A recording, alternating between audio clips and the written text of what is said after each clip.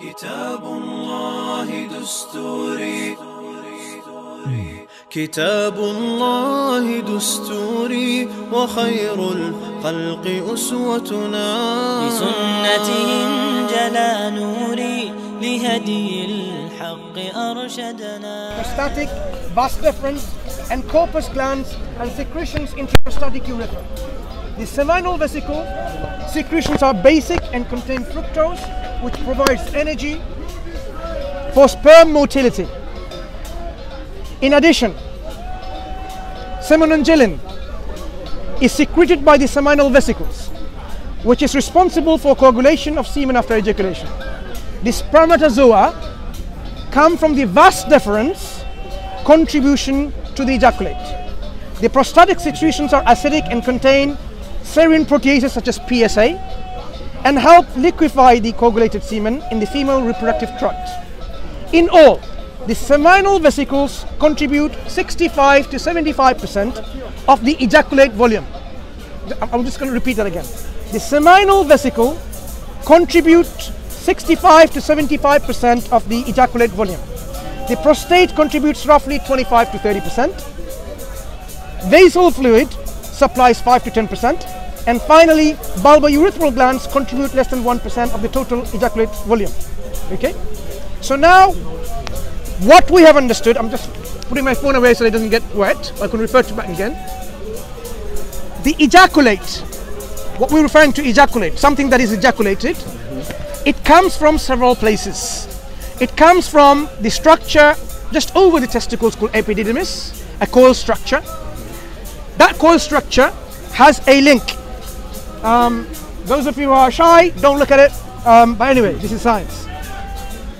I removed, obviously, certain parts here so it doesn't offend anyone because I've removed the male member. So just the testicles.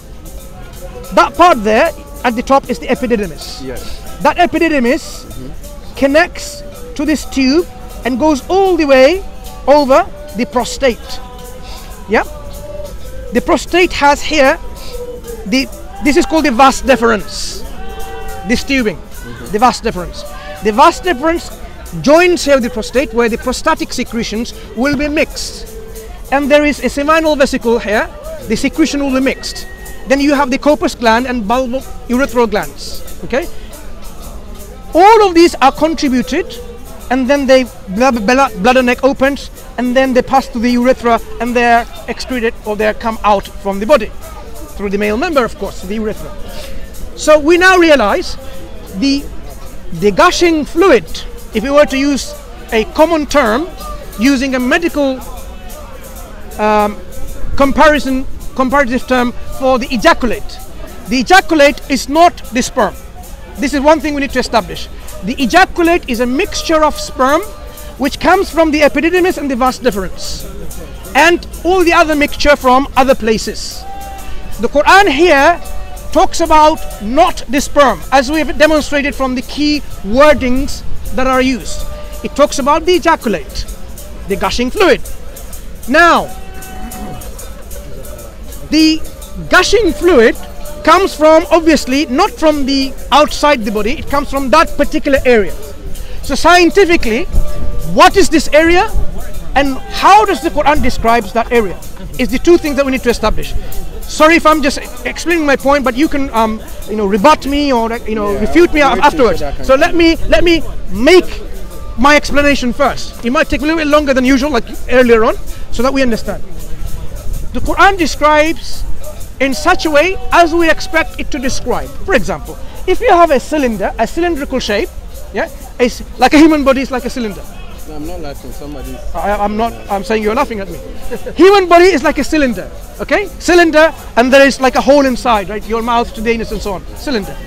To describe something within a cylindrical object, we have mathematical solutions to how to describe them. Even in mathematics, but I'm not going to give you any mathematics because I'm not a mathematician. So I have to use common terms, like yourself. Yeah. Are you a mathematician? No. No. So we have to use common terms. No. When we have a cylinder like this, to describe something within it somewhere, what sort of reference point we have? We have reference point like top of the cylinder, bottom of the cylinder. we don't have any sides because it's like spherical, like a body. So we have to have some reference point. The reference points we could use is called the anterior and the posterior. If you were to take any snapshot, this is the front and this is the back.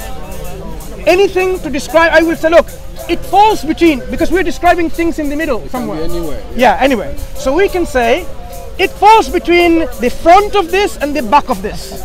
Now we realize when the Quran describes sulb and taraib, it uses something that is anterior, meaning at the front, and posterior, meaning at the back.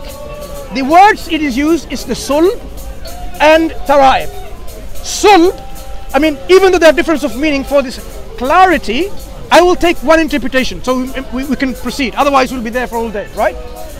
Taraib, even in classical dictionaries, refers to the female anatomy at large. Part of a chest where the necklace is hung, or even if we go by the interpretation of some of the tabi'un, second generation, just students of the companion of the prophets, describes between the two hands, between the two eyes, between the two legs. As you can see, in between two things, it's a wider description.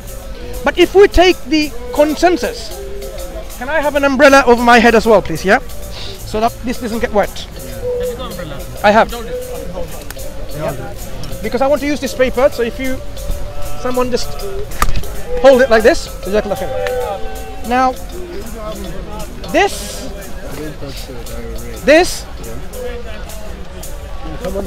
is from, like, this is from Lane's Lexicon, in English, Arabic to English. Yeah. So at least I can show it to you rather than telling you all in Arabic. Yeah. The word is taraib that we are talking about here, tariba, and he says, look,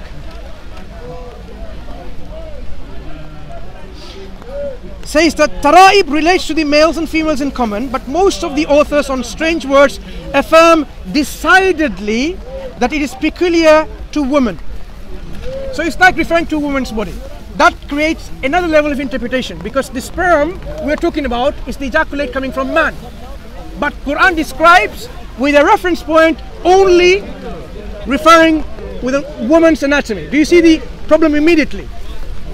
Because the sperm doesn't come from woman's anatomy. Yeah. But we're describing the sperm which comes from the male.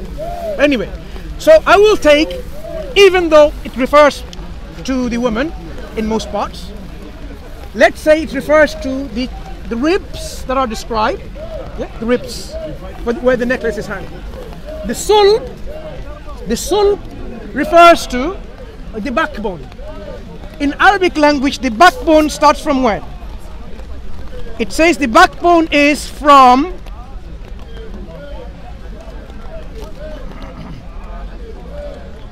all the way from kahel, from the uppermost of your neck, the Adam's apple, all the way to the coccyx in Arabic language. So now we found the whole spine. So the Quran is using the reference point of the backbone, referring to the back part or the posterior part of the cylinder of the human body, and the front part, which is this.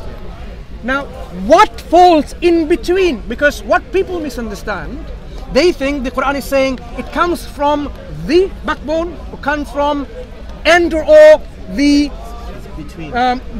ribs. But the word it's used min bayni, yakhruju min bayni, from between them. Okay. So what lies in between these two reference points? I'll give you a chance to now speak, and then I'll continue. Okay, so basically, if I understand, we are saying that if the Quran is referring to man, not woman, yeah, then it's correct in your view that you show me the skeletal aspect of what do you call it, physiology, anatomy, yeah, something anatomy. Okay, so basically you are saying even if that is so, it's correct. No, I didn't go to that part yet. So far, what I'm asking you, have you so far understood that the reference points are used in science in terms of where it's coming from? It's not coming from your testes only. Okay, fine. Yeah? The point is, I know everyone here, unless they disagree, we understand human being is created from sperm. Yes? Of course. Can we agree on that? So, the process of how sperm is made is not what the Quran is talking about. I'm saying the verse we read in the Quran is not talking about the process of how sperm is made. What is the process describing? Can you clarify? Okay. Let me say it again. The verse is talking of how man is created. So he's not describing the process, as I will read again. It's not describing how sperm is made. That's not the question we're discussing anyway. Okay, so it's saying how man is made, how man is created. So therefore, if a man will have to, to sleep with a woman and have a child, it's talking of already processed sperm coming. Can we agree on that? Yeah. So yeah. So emission. Use the word emission scientifically. Because if it's coming, it's a processed sperm coming, not now one from here, one from there, one from there, coming to create sperm before it go into the woman. No. As I said earlier, the picture that I showed you shows the testicles and the epididymites, right? Which shows that the sperm is processed from the testicles and stored in epididymites, right? Epididymis, yeah. Epididymis, yeah. Now, if the Quran is talking of creation of sperm, it doesn't. Which, okay, of course, fluid, not sperm. Sorry, leave it. Then, if it's about creation of sperm, I have no problem. But if it's talking of how man is created, which is already processed sperm, then that's where I came in and said a processed sperm comes from the epididymis straight through the tube to the woman, okay, which has nothing to do with the backbone or the ribs. That is my argument. Okay. So, like I said earlier, if the interpretation is on verse 5 coming, then it makes sense on how man is created rather than how man is born. So that's how I interpret them. Yeah. Sure. As I said, I'm going along with your interpretation to demonstrate to you even that doesn't go against science. So what I halted in explaining any further because it might become like a lecture. That's the only thing I was doing. I wasn't making my point yet, whether it's correct or not. Even though I believe it's correct, I will demonstrate that it is correct. That's the whole aim of and objective of this discussion. So what I said so far is this: the Quran specifically does not use the word sperm. Okay? It uses a gushing water, gushing fluid. Significant point. So, it talks about man is created from a gushing fluid. So it has already described where man is created from. But then it describes something else, which I think you missed with all respect. The second part says yakhruju means it's emitted from. So now we have a description of emission. And this is what I studied by quoting from a scientific journal, the emission of the fluid. The emission of the fluid is what the Quran is describing. The emission is not being described in the Quran in my understanding here about the sperm only, because it doesn't talk about sperm, it talks about the fluid in general. And that is what I'm saying, what science is telling us. It's the ejaculate fluid, which only comprises between 5 to 10%, no more than that, of the sperm. The rest of it is the fluid coming from the prostate, the secretions coming from the seminal vesicles, the corpus glands, the bulbourethral glands. Do you follow so far? Yeah, so if I want to ask a question, so when the Quran says, let man observe from where he was created, he was not talking about sperm. That's what your argument is. No. It talks about man's creation. Yes. And then the answer is given in the the answer is given in the Quran 2 steps. Man is created from a gushing fluid, which we will establish what it is. Yeah, because the Quran says in various places, just to show you this, look, this is how the Quran talks about. In so many places, the Quran says man is created from the extract of clay, the pure extract of clay, referring to the Adam alayhi salam's creation, first man, and then talks about salsal. So a lot of them referring to Adam alayhi salam's creation, but others ma'an mahin, the despised fluid, just ma, from alaq, from nutfa, from ma itself, and ma indafiq. So you can see several stages are highlighted in several places in the Quran. Okay, so when we have places where it talks about the nutfa itself, he created from your nutfa, so we know he created from your sperm. The Quran talks about this. But this particular verse in this chapter talks about ma'un dafiq. That's, I'm saying, ma here is not synonym for the nutfa, because it's generally saying a gushing fluid. Now when we look at science, what we see is during the emission process, we find the sperm that takes about 12 days on average to travel from inside the testicles, the structure, to come to the epididymis, 12 days. So those people who think during the ejaculation of a man, the sperm comes inside the testicle, they have to wait 12 days before it comes out, right? Sorry to be that abrupt. What it is, sperms are created within these seminiferous vesicles and tubules, and it travels along inside and comes out to the epididymis course and starts maturing, becomes mature, and they're stored. And then this stored sperm travels along the vas deferens during ejaculation and mixes with all the other secretions I mentioned. So the ejaculate is a mixture of several fluids and secretions. Yep, they have all the different functions. So when the Quran says, let man observe from what he's created from a gushing fluid that is emitted from, so we know this fluid is referring to all of the combination, because that's what it is. It comes from an area. Now let's go back to science and see whether this is in harmony with what the Quran describes. Emitted from an area in between the back. I'm taking this one interpretation just to even show that itself is not scientifically incongruent.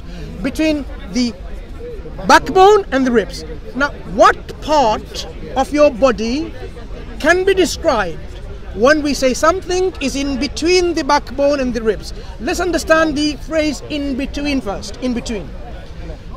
In between me and Marbolat Station, I've met a friend. Now, where have I met my friend? In between. Is it in the middle? No. It's not in the middle. Anywhere. It could be anywhere, exactly. So that means then, the word in between, if it's in between a human body from all the parts of the spine and the ribs, it encompasses a lot of your body. I want to ask a question. Yeah. Yeah. Let me make my claim first. So, when the Quran talks about this, let's see how congruent this is with science. Your prostate and the vas deferens, do they fall in between these two places is the key question.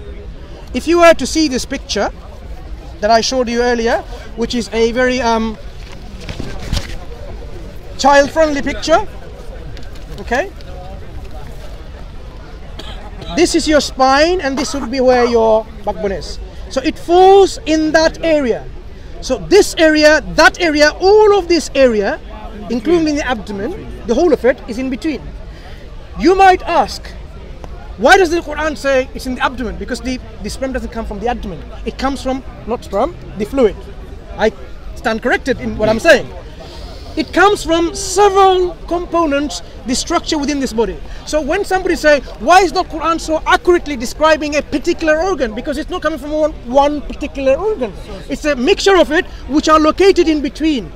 So I have now shown, in my humble understanding, scientifically, when the Quran describes the location, it is exactly how we know from science. Okay. What do you have to say? Okay, listen. Like I said earlier, the Quran is not talking about the process of sperm or the production of sperm. No. It's not talking about fluid from somewhere coming to meet another one and then they create sperm. No. It's talking of how man is created.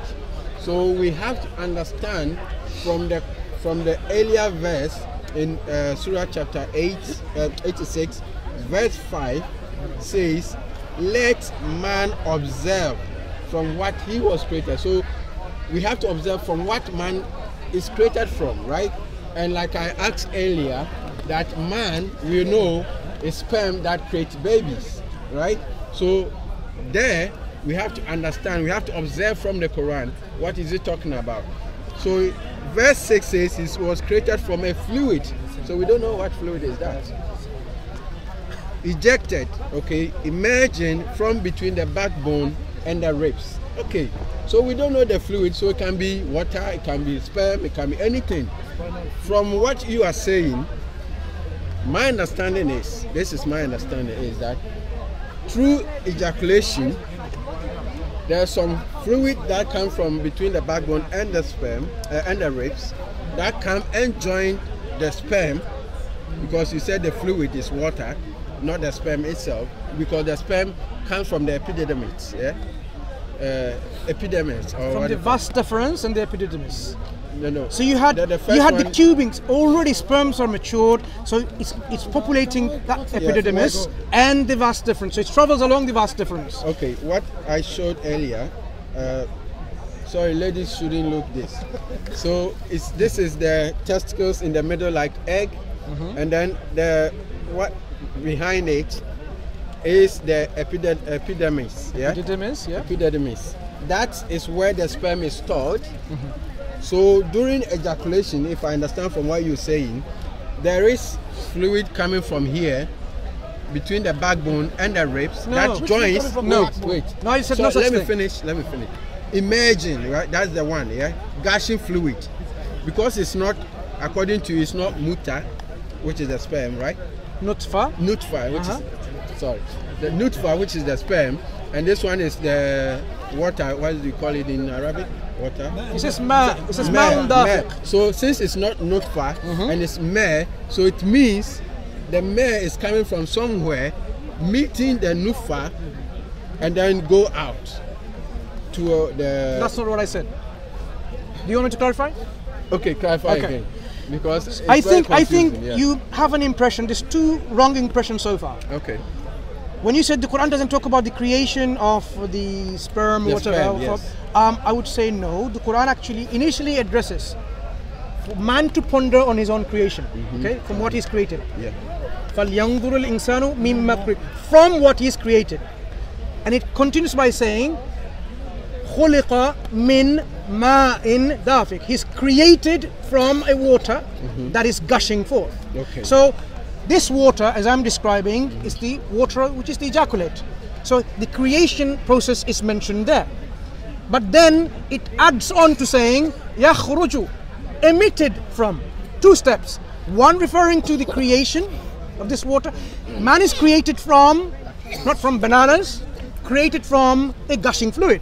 Okay. So now we understand it is created from the gushing fluid, which contains the reproductive substance. And then, in addition, it then says, it comes out from, it emits from. That's why I started from my phone showing you emission. So the second part describes the emission process. Okay. So the emission process is talking about in between these two reference points, the sulb and the tara'ib. The second wrong or mistaken impression from what you are coming up with, in my opinion, is this: you think the fluid comes from the ribs, also from the backbone, and they mix somewhere. I'm saying no, this is what it's saying. It is saying these are the two reference points to pinpoint an area where this is coming from. So in a cylinder like this, which a human being is a cylinder, if I can make into another cylinder like this, once more. You've got the front part or anterior part of the cylinder of the human body described by the ribs, because that is one of the strongest component that I'm taking to describe, because that's the most exterior to the cylinder, which is the ribs. No, I'm not going to say skin, because I'm going to use something like ribs, right? And there is a reason why the two strong reference points are used, because of the protection. In my humble understanding, I could be wrong, the protection, Allah says they will have no protection. These are two areas protecting. This goes in line with my other interpretation which I offer earlier, the body of the human baby protected by these structures. But anyway, I'm not discussing that right now. Right. So now the second reference point is at the back. what is the most exterior part in your back is your spine, which is strong. So you are enclosed by two strong reference points, right? Yeah. It describes in between these two. My suggestion is this. It describes and includes the area where the prostates are, where the seminal vesicles are, where the ampulla is, where the vas deferens is, where the bulbourethral gland is, where the Cooper's glands are. Because all of these are in action, joined together in the physiology or in the mechanism of emission. So when it pinpoints this, we know this is scientifically, from this picture I've shown you, it is in between these two structures. Okay. So even if it referred to the sperm, even though my interpretation is human being, it is still scientifically accurate. What is your objection, my friend Theo? Okay, sir. What I said earlier is the fluid is talking about, per your differentiation in terms of nutfa and ma, if I don't know if I got it right. Yeah. The nutfa, we understand that one comes from the epididymis, right? Yeah. According to what I showed, or what you know, Fair enough. So the mare is what we are talking about, which is the gushing fluid, because that's what is speaking of in this verse. Correct. Okay.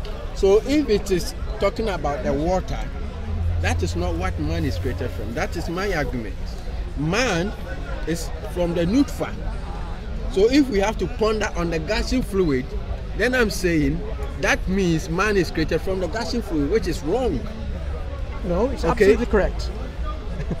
Anyway, like I said earlier, if it is talking of the process of or production of sperm, I have no argument with you. Yes? But because it's talking of how man was created, and we know man is created from sperm, so if it's not talking of the nutfa, but talking of water, then it's completely different thing that it's talking of. Because it's saying man is created from water that emerges to so and so and then create a baby, then it means there's no mention of nutfa. Yes, there's no what do you call it? Nutfa mentioned Open there. up your Quran So anyway. if there's no nutfa mentioned, how can the water alone become a baby? Okay. That is my argument. I sir. understand your argument. Yours is this. If the Quran talks about the gushing fluid, Yes. it's not really accurate because the man is created from a nutfa, which is the sperm. Yes. I am saying you've missed the point. Because the Quran elsewhere talks about directly that man is created from min maniyyi yumna, from the nutfa. Surah Al-Nahl ayah 4, Surah Al-Najm ayah 47 to 45, Surah Al-Qiyamah ayah 37 to 40, Surah Abasa ayah 17 to 19. So let's look at this word. Okay. Verse. So go to Surah 16 verse 4. 16 verse 4. Okay, you can take the umbrella off. Off the umbrellas, guys. Still raining now. It's just the tree. The leaf.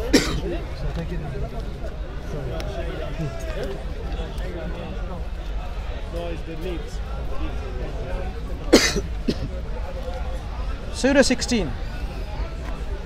Okay, let me read the Arabic and see whether you can catch the word. I don't understand. No.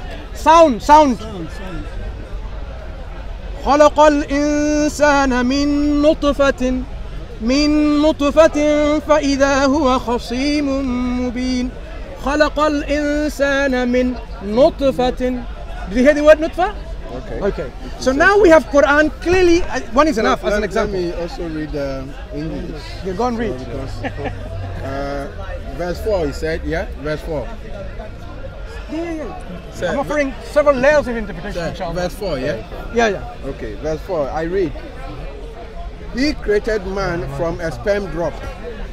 Then at once he is a clear adversary.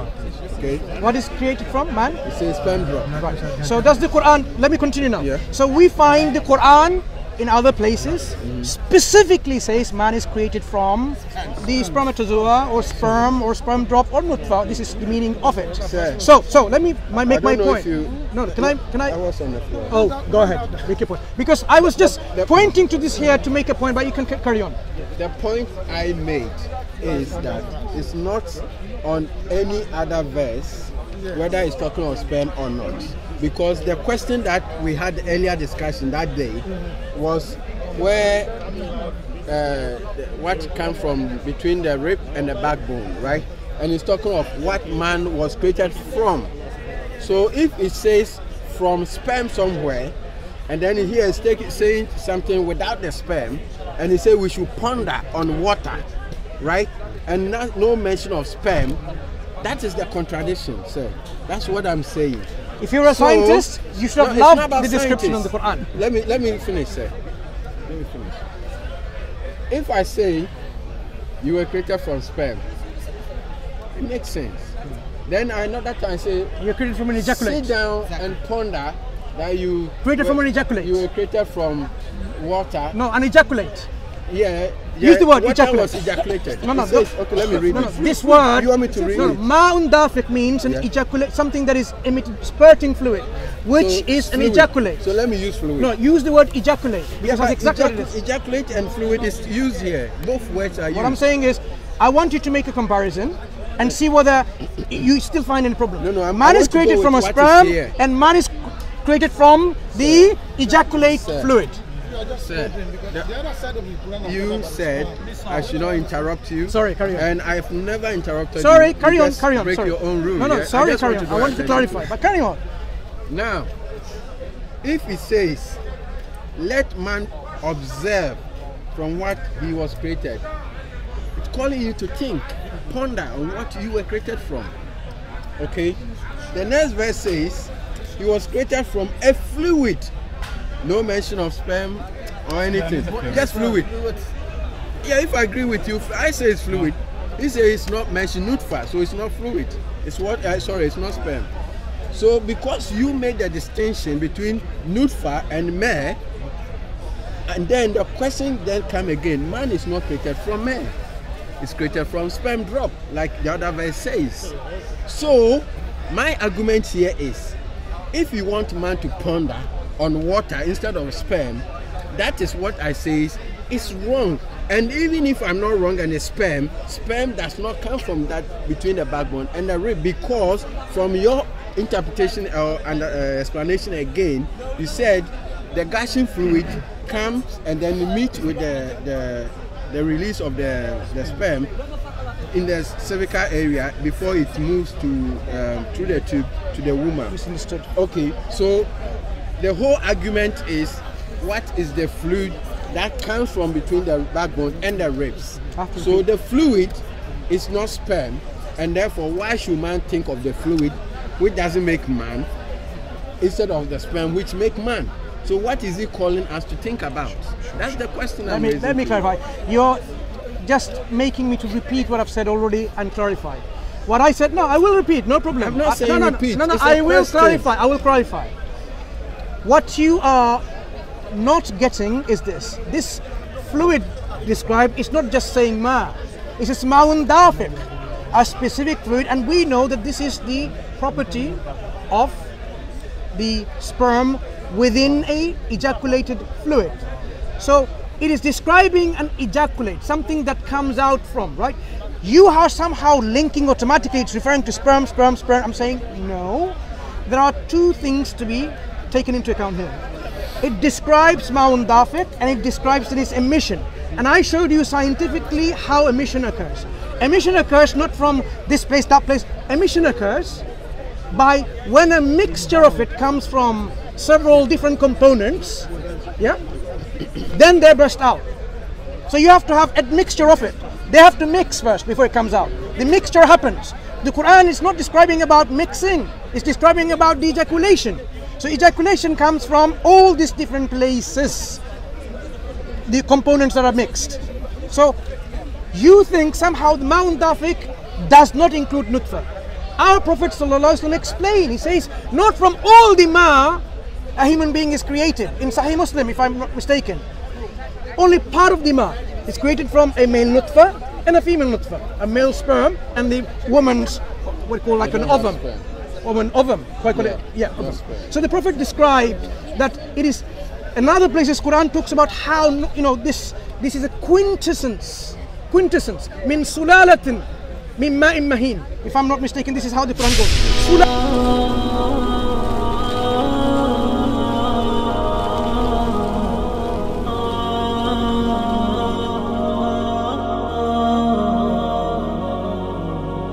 معنا نهج حياة جئنا تبصرة عن كل ضلال أعددنا بضع رسالات تحمل نورا للأجيال معنا نهج حياة جئنا تبصرة عن كل ضلال